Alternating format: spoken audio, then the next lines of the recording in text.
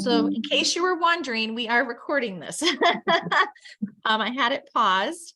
So we're just going to take another minute or two. One of our panelists may be showing up a little bit late. I just want to give people time because this is Zoom time, right? To kind of float in the first couple of minutes.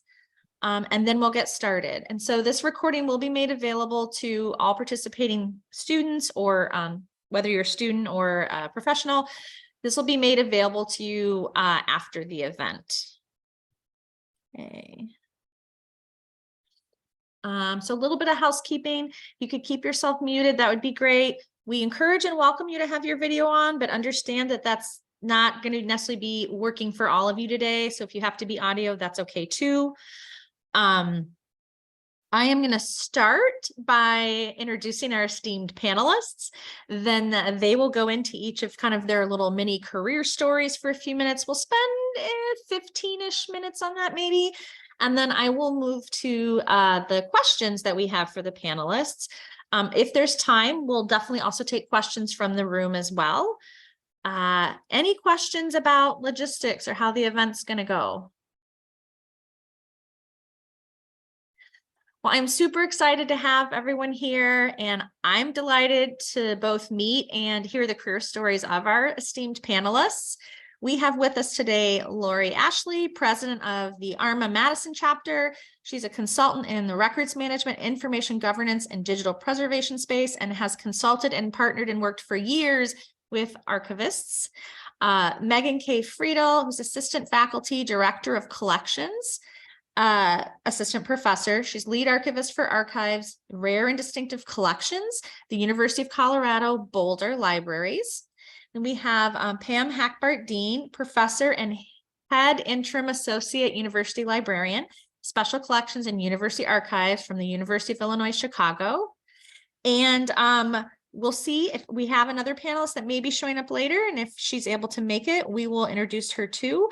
But we're going to get started. We're going to launch right in. So I'm just going to go in alphabetical order, ladies, because that's just what my brain wants to do on a Friday afternoon.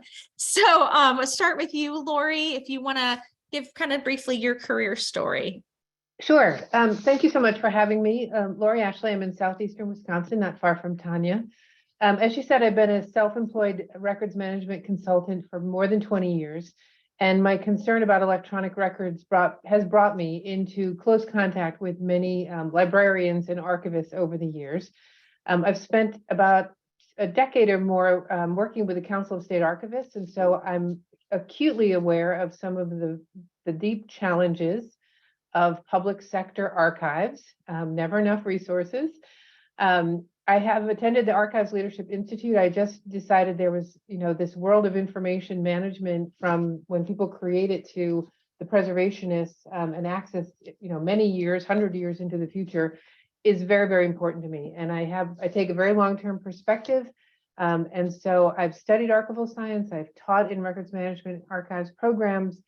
I think what you do is so very, very vital. And I'm happy to contribute some ideas and perspectives to help you think about how to approach the job market, about your career, the exciting things, and maybe the alternative routes that you might take from what you're currently used to. So happy to be with you, and I'll pipe up when I've got something to say. So thank you. Thank you so much, Lori. Okay, next we're going to go with Megan.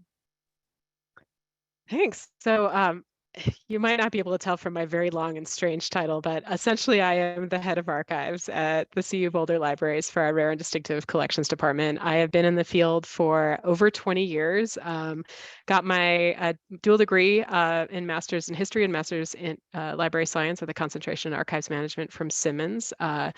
Back in the good old early 2000s. Can't see the gray hair, but I'm older than I look, unfortunately. And I've worked at 3 state historical societies and 2 academic archives, landed at CU in 2018. So I started my career as a photograph cataloger at the Massachusetts Historical Society, and went on to become general archivist, a photo archivist, academic archivist, curator at a state history museum, and then ended up at CU as head of archive in 2018, as I said. So it's been I've gotten to experience the pros and cons of working at both academic institutions and larger historical societies and museums. Can speak to what it's like to work as an archivist in a museum setting, which is also interesting too. So I'm happy to help with whatever questions that you've got today. Thank you so much, Megan. I just want to add, this is a cat-friendly webinar. So Kendall, I'm happy to see that cat. Any of you've got dogs, cats, kids, this is all very informal and intimate. So, you know, be yourselves, be yourselves. Last but not least, I want to introduce Pam Hackbart. Pam, take it away. Oh, Pam's got her dog. Yes. This is Zena. She's a Zena. cat dog. She thinks she's a cat, but she Oh, really is a dog. oh, I love that. Hi, everyone. Pam Hackbart-Dean, and I am head of the Special Collections and University Archives here at University of Illinois, Chicago. I started out my career a little earlier than Megan, 30 plus years, when I got my master's degree in history, but I also took courses to get a certificate in archives management at the University of Connecticut. I don't think that we're doing that anymore in the profession, but this was something that was going on in the 80s and 90s.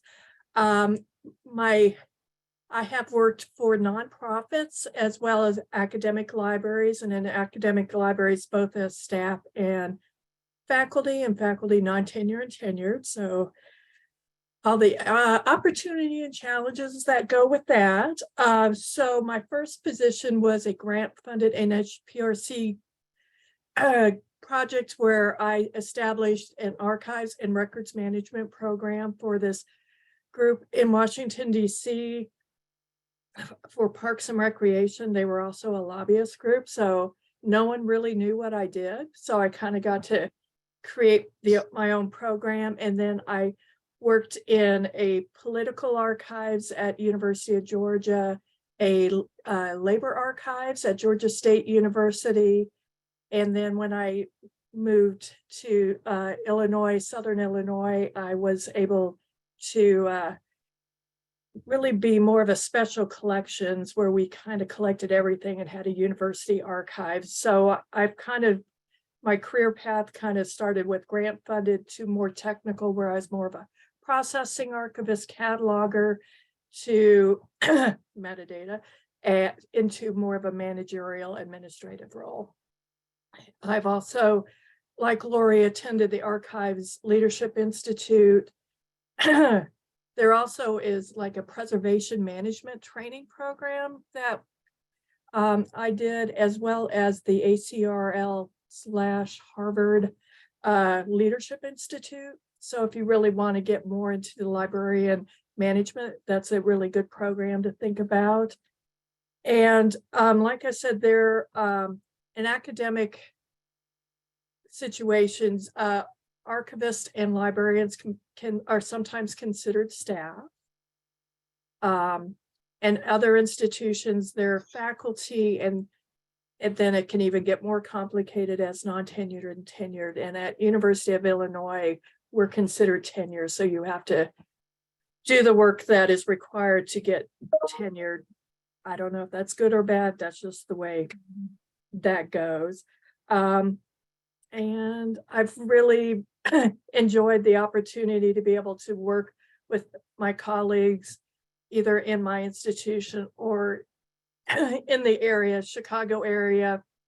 There are a lot of archivists, so it's a really great community to be able to, if you have questions from such as, I got a collection in a basement and it's may have creepy crawlies in it, any ideas what to do, or to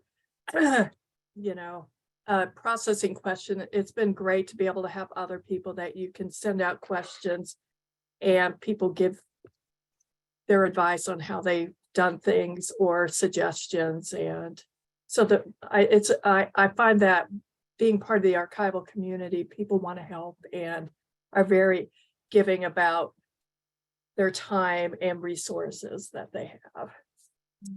So thank you. Thanks to all three of you. I think these are wonderful introductions. And I know that many of our guests today are either on the job market or getting ready to go on the job market or making a career transition. So we're going to jump right into questions that focus on that. So the first question I have for each of the panelists, what skills and experiences should I obtain to be competitive on the archives job market? Anyone who wants to go first or feels like they have something to share?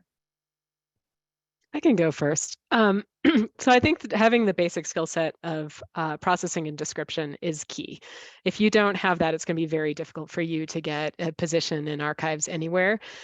Being familiar with DAX, making sure that you have familiarity with writing a finding aid in whatever format if you have an internship or a volunteer experience where you can use something like archive space to create a finding aid. I think that's really helpful. That'll give you a leg up as a new professional. In terms of like other skills, born digital records management, I think, is really key right now. It's really interesting, when I went to graduate school over 20 years ago, I started graduate school in 2000.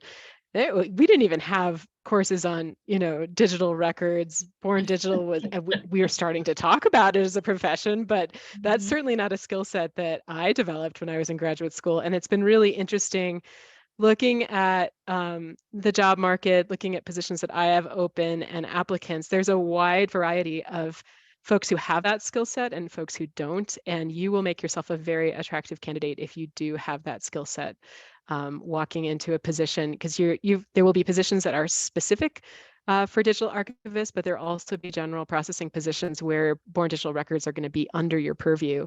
So having that skill set, not having to do extra professional development training while you're on the job, will probably be a really useful thing going into the job market. The other thing I would say is that we've really moved away as a profession. All three of us started a long time ago. And I don't know if it was the same for Lori and Pam, but when I started in the field, we were very much expected to be back end workers, not a whole lot of interaction with the public. And that's really changed, I think, especially as our profession has understood the need to have more. We've embraced our social justice responsibilities. We've understood the need to really interact more with our users in our community, whatever that is. And so if you've got some of that outreach experience under your belt too, or you can articulate how past experiences in other fields or in your education can prepare you for not only doing the back end behind closed doors in the secure stacks, your secure processing area of working with the collections, but you're prepared to interact with the public too. That'll set you forward as a candidate. Thank you, Megan. Yeah, I would say, Megan, that's really great, especially getting that digital/data background. One area that will help you later in life, maybe, is project management. Just, whether you take a workshop or a course, it's really going to help you, whether it's just a processing and you're doing it yourself or with a group doing some more reference, looking at databases. It's a very critical skill that I'm not sure, we all appreciate till you're in the middle, or you go back and say, what were they thinking? Because there's no documentation. That never happens, but it could. You're going to see a lot of jobs where they're going to want to look at people who can be a multitasker, adaptable.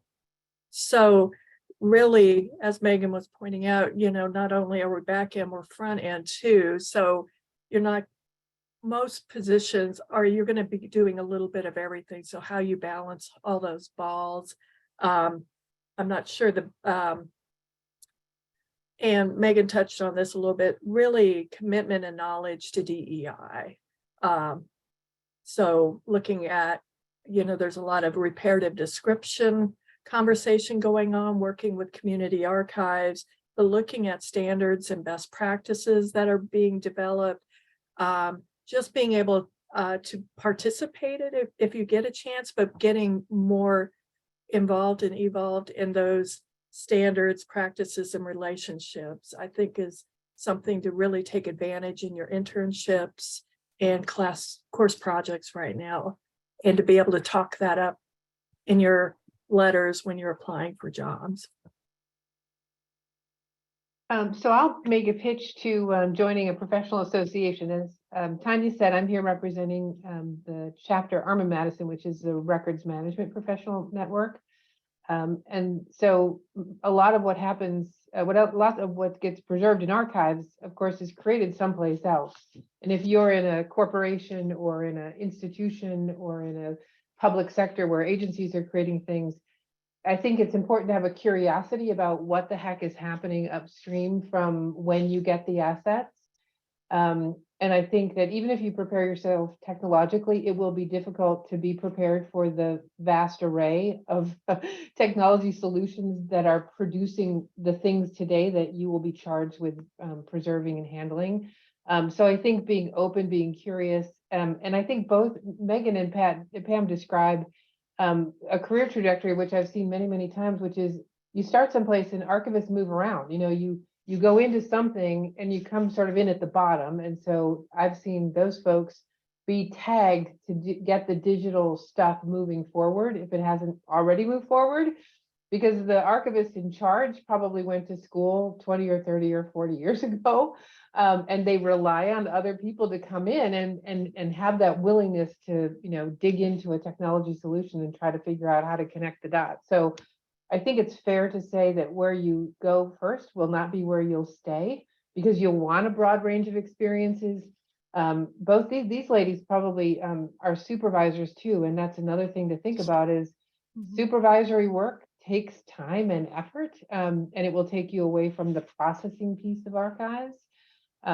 So, it's just some things that you need to think about. But anyway, Arma Madison is a chapter. We're practitioners. We get together, we network. Like Pam said, we answer each other's questions. We cheer each other on, because just like archivists, sometimes records managers are a sole arranger or sole advisor in a larger institution. And so you've got to have friends outside your institution to, boost you up and help you move along. So definitely consider joining a professional association. Some archivists are really strong advocates. I mean, they get in there and they fight for the causes, but at minimum, it's a wonderful networking. It provides education and resources. So don't be afraid to reach out, join up, and start becoming an active member of the profession wherever you land and whatever your trajectory is. Thank you so much. And I am delighted to introduce our fourth panelist, Katie Salzman. Katie, I apologize for the Zoom tech difficulties, and I appreciate your persistence in getting through. What we've done so far is we've had our panelists just kind of briefly share their career story, just a few minutes. And then we're just working our way through the first question. So the timing's great. So if you want to introduce yourself, then I'll let you give your own answer to what skills and experiences should I obtain to be competitive on the archives job market? All right. Well, I'll say first off, persistence. I don't know who is monitoring the attempts to log in, but they have automatically been sending me dozens and dozens. So anyway, persistence and flexibility and the ability to kind of deal with technological issues is always good. But I am Katie Salzman. I am the lead archivist at the Whitliff Collections at Texas State University. We're in San Marcos. We are between Austin and San Antonio. We have the most beautiful campus in Texas. I have been here since 2004, and I came here direct from Southern Illinois University. So if Pam has introduced herself, we didn't cross paths. She came a couple years after I had left, but I was curator of manuscripts and also over the university archives and the IRAD, the Illinois Regional Archives Depository there. And before that, I was at Howard University. My first real professional full-time job was there as a manuscript librarian. So really, this was 20 odd years ago, almost 30 possibly, not yet. And but the way in then really was through processing. I don't know if people have talked about that. That was the gateway position then, like dealing with you know, collections, just trying to get them processed and available. And then of course I've moved up and onto different things in my career. So the Whitliff is a literary, photography, music, and film archive.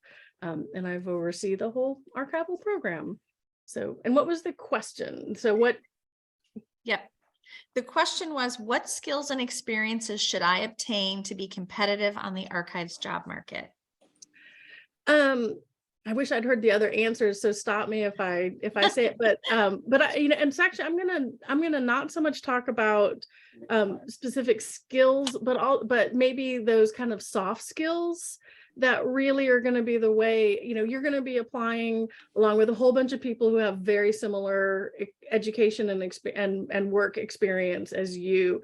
So really what's going to bring you through and make you shine as an applicant are those soft skills, your ability to communicate, your ability to problem solve and to show how you have problem solved, your ability to adapt to change and give evidence of that in your interview. So kind of those analytical problem solving communication skills, the more you're able to demonstrate that in your interview process is going to make you stand out.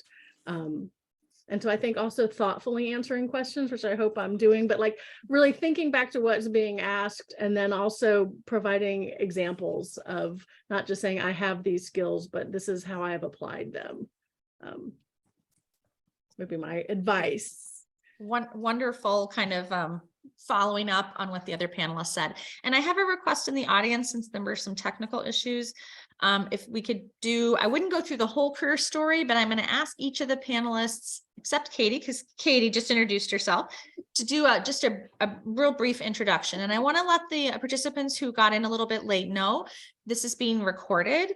And the recording will be sent out by your counterpart to me in your institution. So I'm at UW-Madison, Wisconsin, and I will be sending out the recordings of all these. You.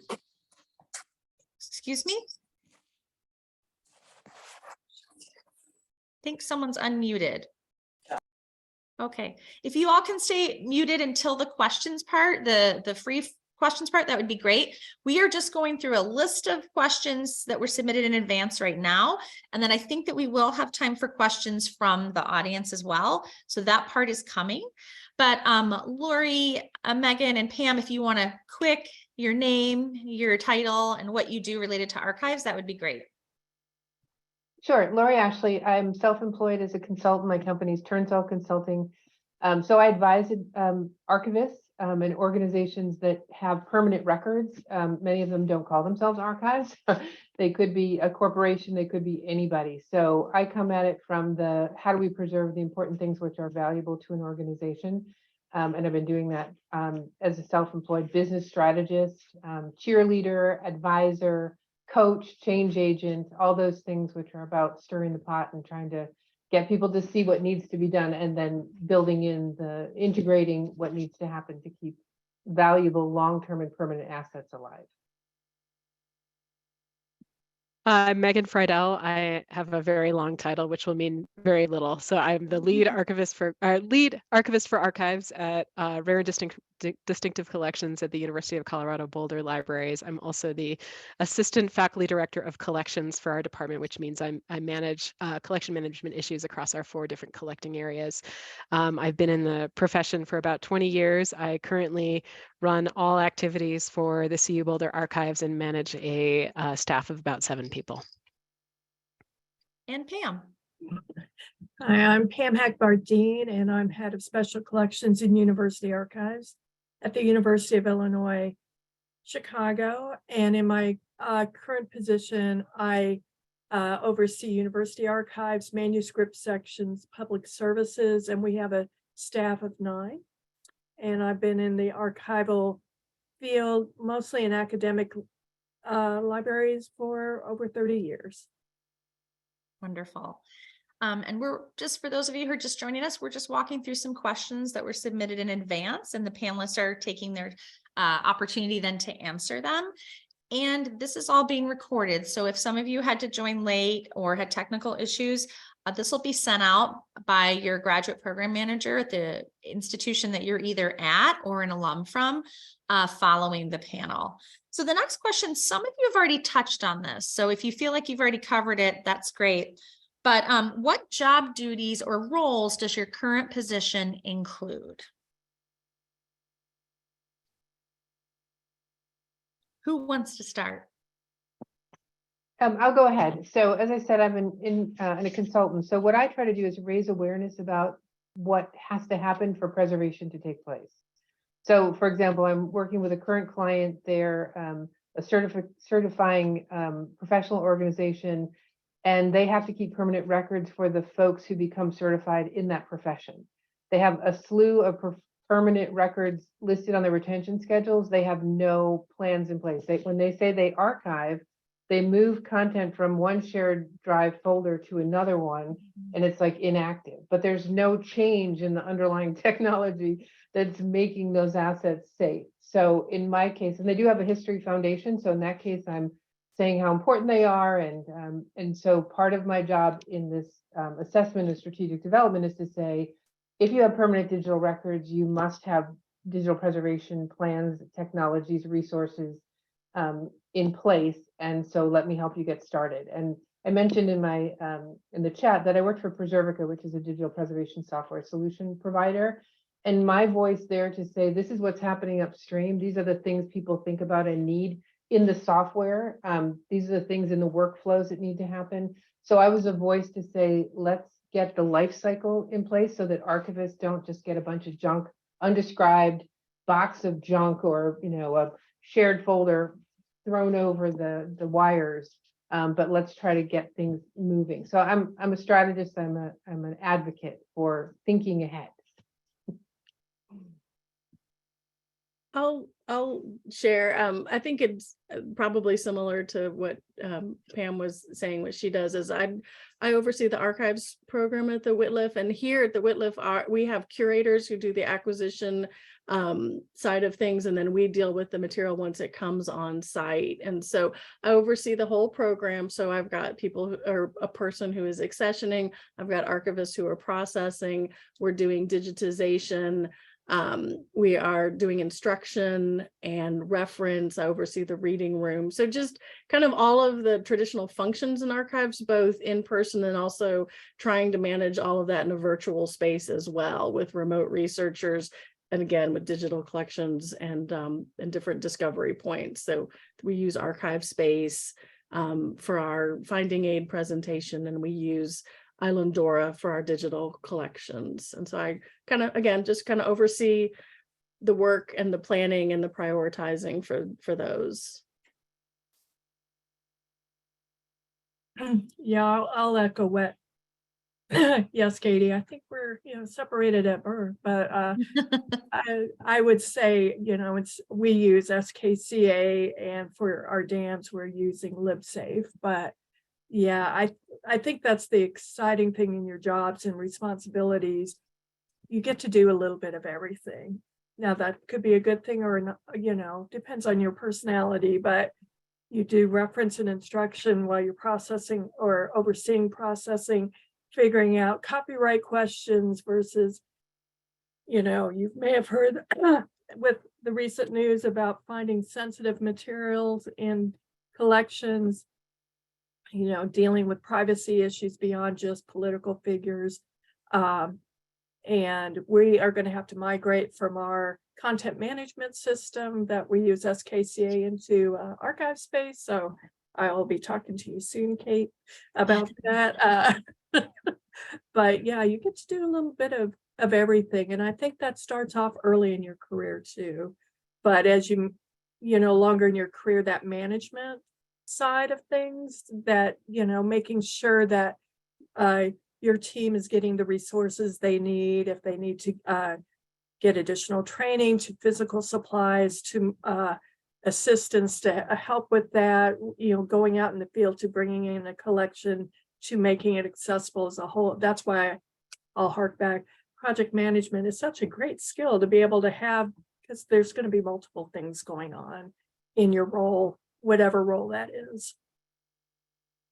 Yeah, I feel like I should just do a ditto to Katie and Pam. I think all three of us wear a lot of the exact same hats. I'll tell you what I don't get to do a lot of right now, which is processing. As I said, I've got a staff of 7, so that includes a collection development archivist and then specific archivists who are tasked with or liaise with specific collection areas, and then our format-based archivists, like our photo archivist or moving image archivist. So a lot of what I do is the same as Pam and Katie, is project management and strategic visioning. In addition, I am the lead for the archives in coordinating with our advancement team, our fundraisers at the university. So I do a lot of donor-facing work. So that could be something that you end up doing, representing your collection even early on in your career, being the voice for your collection with people who might be interested in funding it. That's kind of a key skill to develop too. Wonderful. Thanks to you all. A question about, what is one thing you wish you would have known before you went to school to be an archivist? And you can throw in there if you already knew ahead of time before you went to school that you're planning to be an archivist, or if you figured that out along the way. But the question is, what is one thing you wish you would have known before you went to school to be an archivist?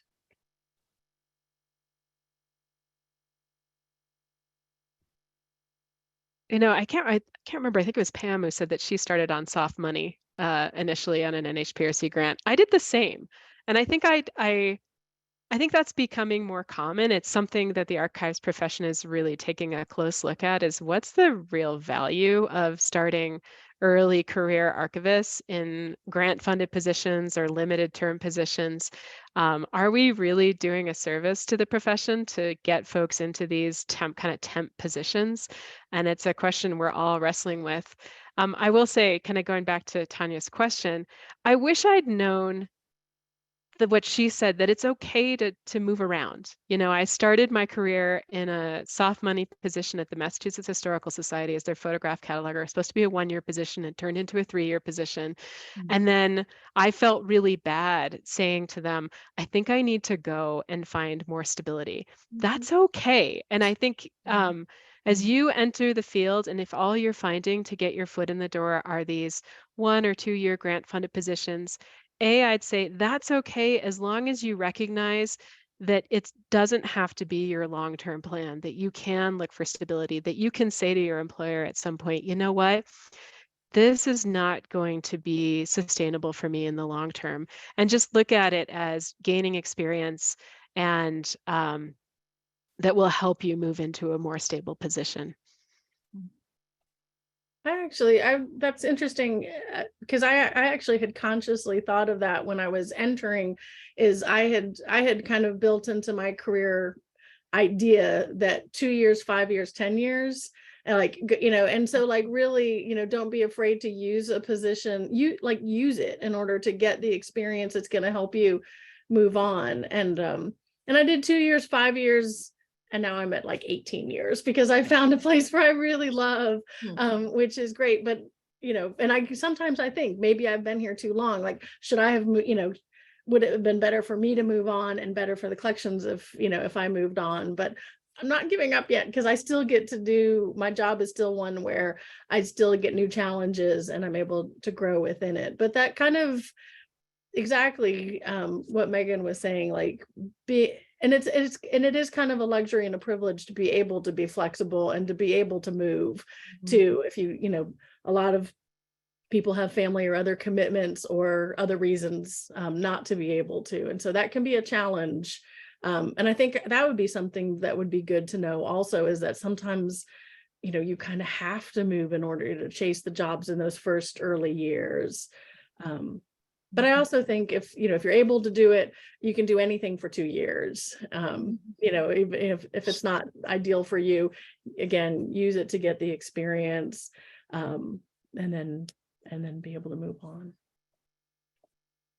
So I'll just add, I didn't go to school for archives. I thought I was going to be a teacher, but really my what I'm really good at is strategy.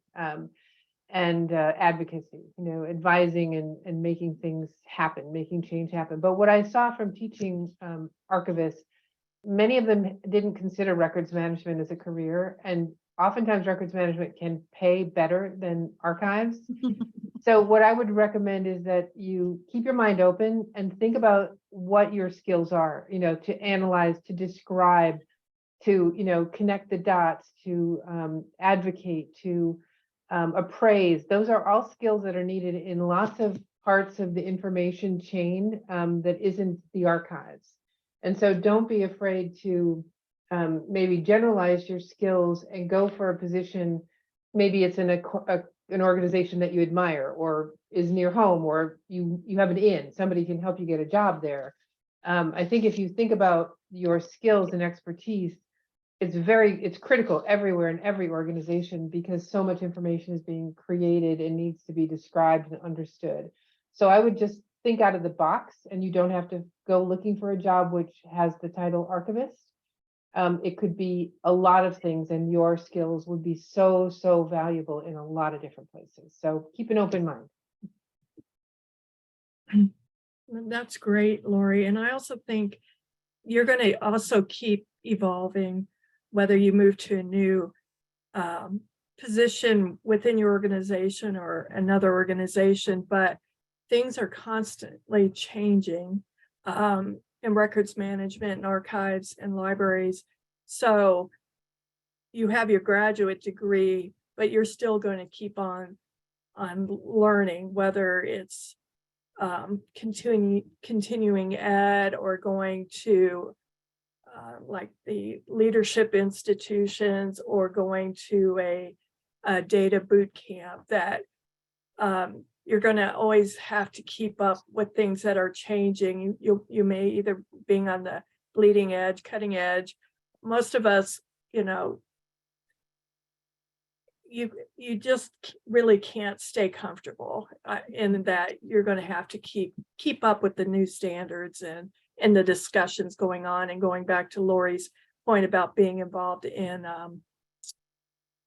professional organizations, it kind of gives you understand what's coming down or what's being discussed and things that are going to change, so you could keep up with that. But just keeping up with that through your reading and continuing education is something that is going to be a lifelong thing. I just wanted to add one more thing. Don't feel like you need to know everything, especially going into your first job. I think we all put a lot of pressure on ourselves as new graduates to like really sell ourselves. And I've done this and I've done this and I've done this. It's okay to develop some core areas where you think your strengths are and be honest about where you need to grow. I think that really will signal to an employer that you're willing to learn and that you're honest about where you need to grow. Very helpful. Thank you. The next question, which I think ties into that, we already asked, what do you wish you would have known before you went to school as an archivist? Now the question is, what is one thing you wish you would have known about the job market before you started applying for jobs?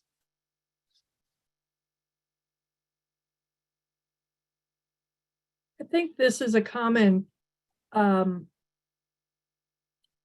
of the words, if you see in a job ad, these are the qualifications.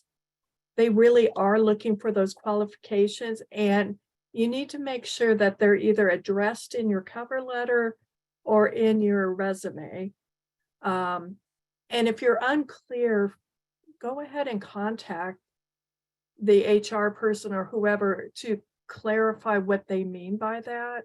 I think you may, for example, it may say, managing, because this position is going to manage students, and maybe you took a management course. I did in grad school. I'm not sure it really helped me be a manager, but you can also use like, you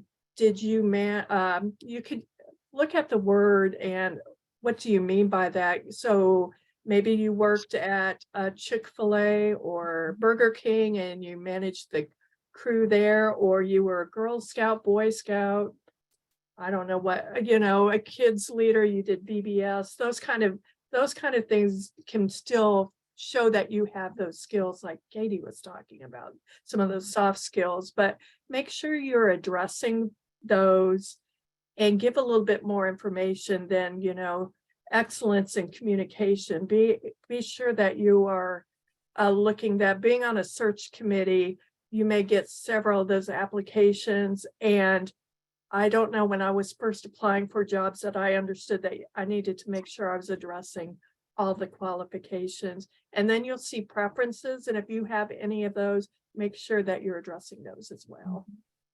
You want to be able to stand yourself out as, so.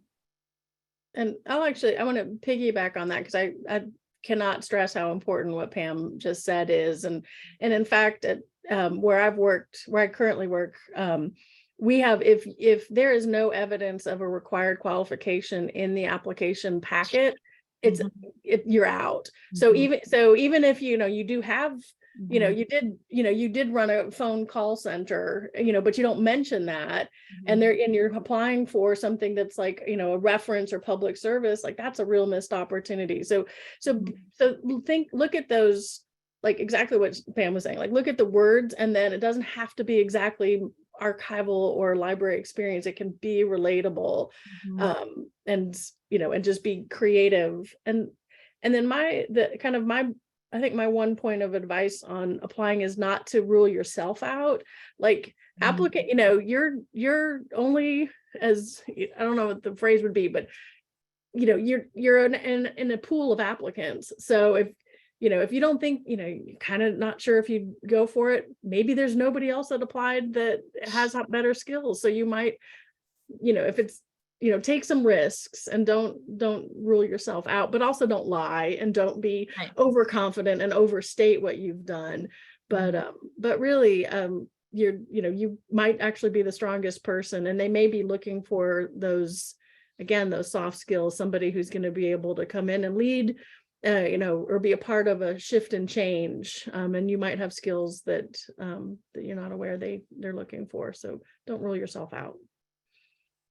And sorry, just really excellent advice. I would just say too, that while you're looking, don't be afraid to reach out to an active practitioner and engage in conversation. Say, I'm thinking I would like to work in an environment like yours. Do you have 15 minutes of your time to look over my resume, or to talk to me about what you see as the most important skill? So while you're applying and whatever's happening, you might, look to institutions or reach out to somebody and just engage them in conversation. It will help you get more confident and more fluid in your presentation of yourself, but it will also answer some questions about, if I wanted to work in that type of institution or that type of collection, what would I really need? And it will help you as you move along through this progression of jobs that you're likely to have on your way to wherever it is you want to go. Yeah, and I was going to just say that what we're all hinting at is the importance of the cover letter. Don't write a cover letter that says, see my CV or resume for my qualifications. That is really difficult. But search committee sees that, they're going to be like, but she had the opportunity, or he or they had the opportunity to advocate for themselves, and they did not. So there's that. I'd also say decoding the job ads can be rather difficult. If something says 1 or more years of professional experience, that generally means post-degree. So if you have a question, again, I think it was Pam who said, reach out to the HR consultant.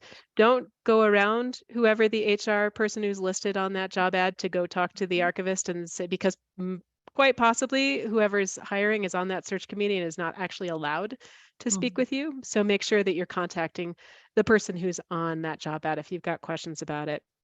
The other thing that I would say is make sure that you're coming out of graduate school with some sort of work experience, be that an internship or work placement, work study, or a volunteer gig. Maybe my co-panelists will contradict me, but I've seen very few job ads that don't require some experience. And so if you're not getting that in your program, make sure that you're looking externally to find some sort of work that will prepare you to work in an archives. Thank you, Megan. Yeah, just to kind of echo what they said. And as a career advisor, I love hearing all this because it's just validating everything I'm telling my students. So thank you. I know that wasn't your plan, but so the cover letter is the bridge between the job ad and your resume. That's where you tell the story and you make it easy for that reviewer to see that you have those skills and qualifications and that you're excited to work for them specifically, not any other institution, not any other archive, tailoring it so that it's like, I'm excited to work for this institution and here's why. But really, that's your chance to tell your story and to make it easy for the reviewer who's going through hundreds of applications to quickly see that you are a match and a fit. So I appreciate all the panelists really emphasizing that and really looking at the qualifications. I would add along what you just said, though, is to go look at the website of the place Yep. where you're applying and just find one or two things that stand out to you. Yep. I see that you've done this digital collection.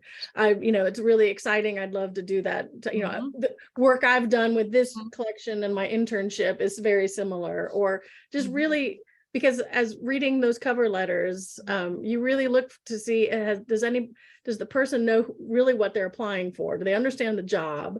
And then also, do they understand who we are? And you get like every now and then you're like, oh my God, they actually looked us up. Like, and so it's not always all about you. It's about what it is about how you can benefit them and what you'll bring into that position. And that's a question I always ask on search committees is what skills do you have that you would bring to this position, and really be thinking along those lines. 100%. Thank you, Katie, because I still think people don't do that a lot. And when I see it, I think you stand out in a really positive way. Like, get curious. Maybe unconsciously something connected when you saw that job ad, but you need to take some time to think about that. Why Katie's institution? What are they doing that looks really exciting to you? Why would you be proud to work there? Like, they want you to want them, right? And we understand that you're applying to multiple positions. That's just the name of the game, right? But taking time for each of those positions you're interested in to show that you're paying attention to that employer, right? I think is such helpful advice. We're going to go off the prepared questions just because I think there's one in the chat that's really helpful. Do cover letters pass through the ATS system, or are they read by search committees? This can really vary by field and area. So I want our panelists to answer that. At this time, do the cover letters pass through the ATS system, or are they read by search committees? It really depends on the institution. Academic institutions generally will have an HR representative who's reviewing for the minimum qualifications, and sometimes the search committee chair, who might be the supervisor, can be involved in that process too. It just depends. And in that case, like we said, if you're not meeting those minimum qualifications, the search committee is not even reviewing your applications. At smaller institutions, they might not be passing through any sort of review system, and all applications are being reviewed by the search committee. So it really just depends on the institution you're applying to. I'll agree.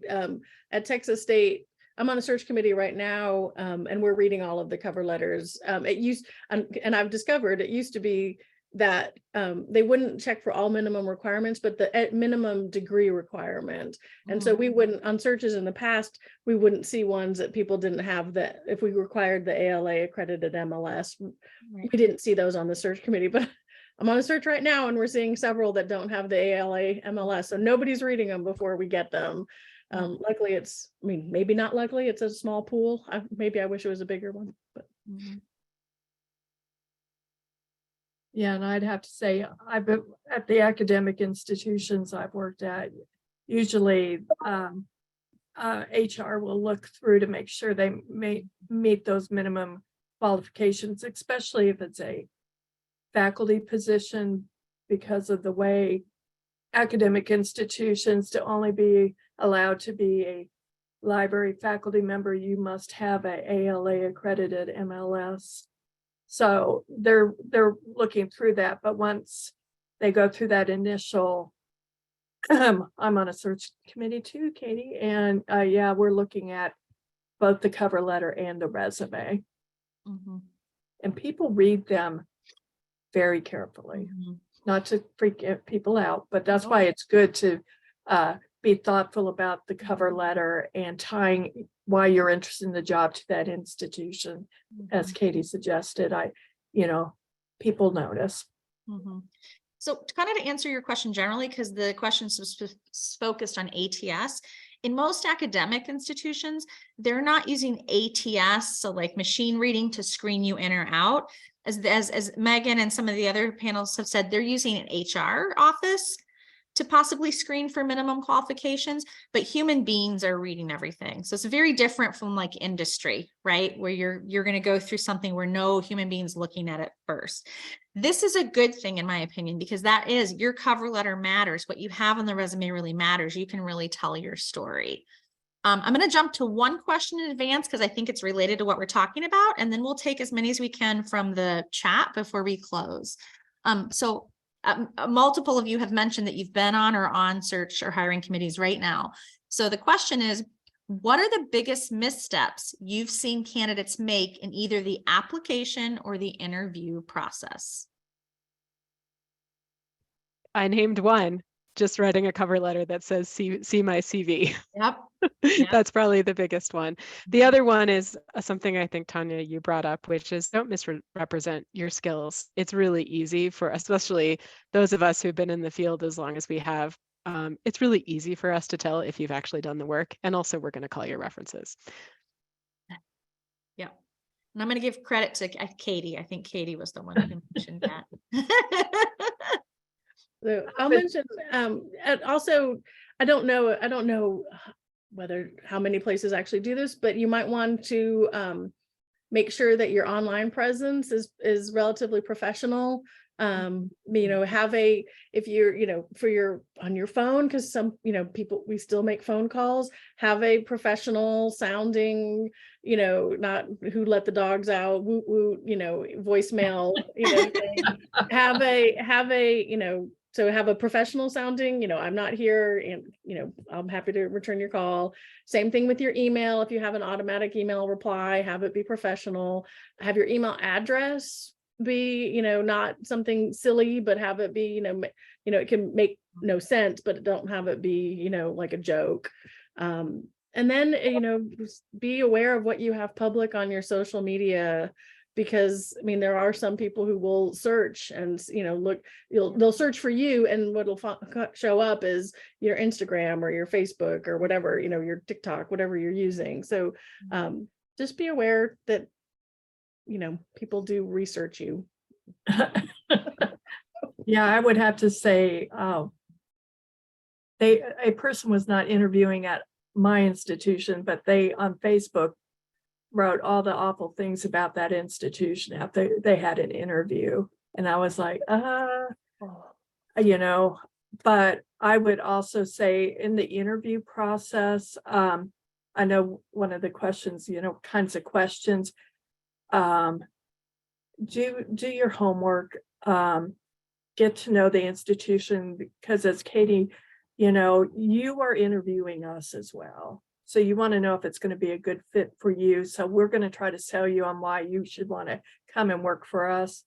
But it really is noticeable if you really don't have any I know you want to get a job, I understand, but if you don't really have an interest in the program or where you're going, it can be a little, it could be noticeable. And if you don't understand the question, it's okay to ask for clarification. And it's also okay to, when you've gotten the question, whether it's a phone interview, a Zoom interview, or in person, to take a breath and think about it before, because I sometimes have a tendency to just start going in and like, what am I talking about? So it's okay to, to think about how you want to, and if you really aren't clear what they are searching for. I had a question one time, which was, do you see yourself as an archivist or a manuscript librarian? And I was like, what do you mean by these terms? So it's okay to seek clarification. Oh, the question in the chat to kind of tie into what Pam was just saying, the question in the chat about what kinds of questions will you be asked? At least definitely look at those required and preferred qualifications, and chances are you will be asked a question about those. So if if the required qualification is experience digitizing, be prepared for a question of what experience do you have digitizing? So like, and in preparing for an interview, like ask yourself all those questions, have the answers, you know, as little notes in front of you. Even if you're in person, it's okay to look down at notes that you have to kind of help keep you focused. Zoom and phone, it's really easy to have all your answers like right there in front of you. And, oh, they asked that question. Good, I've got this. Because you get wrapped up in the interview and, you know, disjointed and lose your train of thought. So having it all written out and prepared and to anticipate the questions will help you provide more clear answers. And it's okay to ask, especially if you're on Zoom for an interview, ask them to put the questions in the chat. You know, I think one thing that's really awesome and should have been happening a long time ago is just this understanding of neurodiversity in interview settings. And that can be interpreted in a very broad way. If you say, I need to see those questions so you can help, it helps you answer them. That is okay to ask that. Yeah. And I think that asking that and not getting a positive response reflects on the employer. So that's, again, you're interviewing them, right? There's a couple questions in the chat, but I want to make sure I get to one that was posted before someone left, because they know this is going to be recorded. And I think this is really important. So the question I'm going to ask here, what are your thoughts on physically disabled people in the archives profession? When I see job posts that specify ability to carry a certain number of pounds or ability to stoop, bend often, I get discouraged as a physically disabled person. Is there room for us in this profession? How so? Thanks in advance if you're able to answer this question. I mean, yes, 1,000% yes, there's room in the profession. And if you're seeing an employer that has, I know we're moving away from that as a profession. That used to be standard. And I started, if you're seeing that as a qualification in a job ad and you know that you're not going to be able to meet that, call and ask questions about that. Ask the HR representative what that actually means. You don't have to disclose your status or any ADA accommodations that you need. You're at that part of the interview process, but that could be a red flag because there's so many, as we were talking about earlier, there's so many aspects to what we do as archivists now that are beyond just picking up a box and processing. There are positions for outreach specialists. There's positions for, research services, reading room, public services duties, and then processing in general. There are absolutely ways around helping archivists do physical processing if they're not able to get that box off the shelf. And if that institution can't think creatively about that, that might not be the place that you want to work. I'm sure my co-panelists have other things they want to add to this. I would just join in and say absolutely. I mean, the skills, the passion, the commitment, your interest, your curiosity, your analytic abilities, your problem solving, those things are hugely valuable. And so there's a lot of places. And I think exactly what Megan said, if you find somebody who can't have the imagination to think that your job is about, moving things around, then find a different institution, especially the pandemic. I mean, it just showed that access online was so important. Public offices weren't open. Museums were closed down. I mean, a whole bunch of people shifted to work that was behind the scenes and different than it was before. And so absolutely there are jobs for you, and keep up the fight. Go get them. They need you. And not just physical, but also neurodivergent. There is a role, there is a place in archives. Thank you. I think we've got time for maybe one more question. There was one about workshops or like freeways. Oh, what resources do you recommend for learning new skills if you aren't able to attend a workshop or there aren't any available?